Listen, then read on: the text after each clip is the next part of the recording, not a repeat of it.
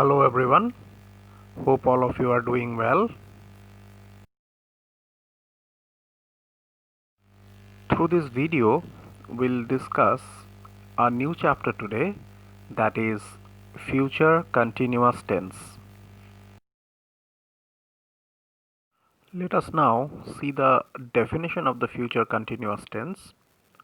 The future continuous tense, sometimes also referred to as the future progressive tense, is a tense that indicates that an action will occur in the future and continue for an expected length of time, which means that through future continuous tense we talk about actions that will be going on in the future.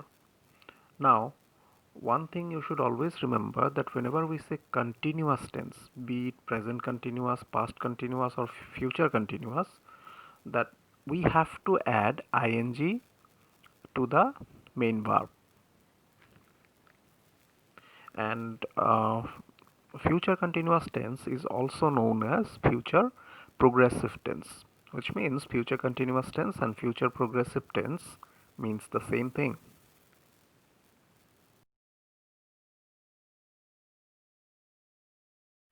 Moving on to the structure of the future continuous tense. The structure of the future continuous tense is shall oblique will plus be plus v1, means the present tense form of the verb, plus ing.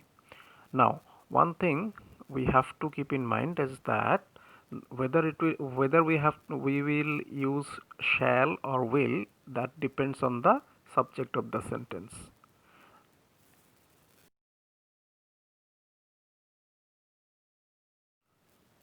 While writing a sentence in future continuous tense, we have to, like I mentioned in the previous slide, that we have to use either shall or will.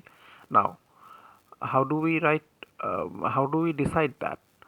You should always remember that with first person, both singular and plural, we have to use shall. For anything else, we have to use will. That means we have to use shall with I and we. For other subjects, be it you, he, she, it, or any other name, or any other objects, we have to use will with that. And along with that, we have to write be plus the present tense of the verb, and we have to add ing with that. But one thing what we have to be careful about is, while adding ing, sometimes the spelling of the word changes. Say for example, if you add ing with write, when you add ing with write, write, when you add ing with this, the e gets removed. You have already learned this in the in the chapter called present continuous tense. I would like to request you to go through that chapter once again, so that you can refresh your memory about how the spellings change when we add ing.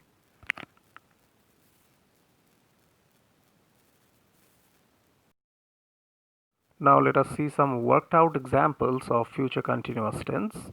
In the first sentence, we see that my brother dash within bracket go to Delhi tomorrow. If we have to write this sentence in future continuous tense, so the first thing that we have to decide whether we have to use will or shall. Since it is third person singular number, my brother, we have to use will. Along with that, be, go is there. With that, we have to add ing. Fortunately, there is no change in the spelling when we add ing with go. Now, next sentence, Sunidhi. It is again third person singular number, so Sunidhi will be planting a tree. Next sentence, we shall be maintaining social distancing.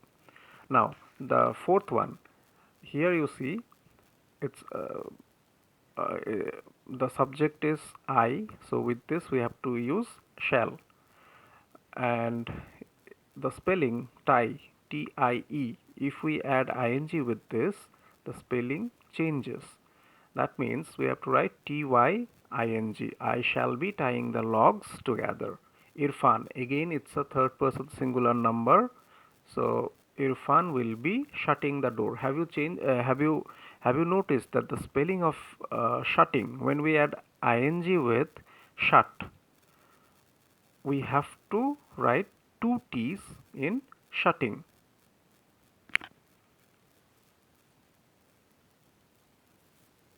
I hope you have understood the chapter. Now it is time to reveal the password of the PDF file containing the solved exercises of this chapter.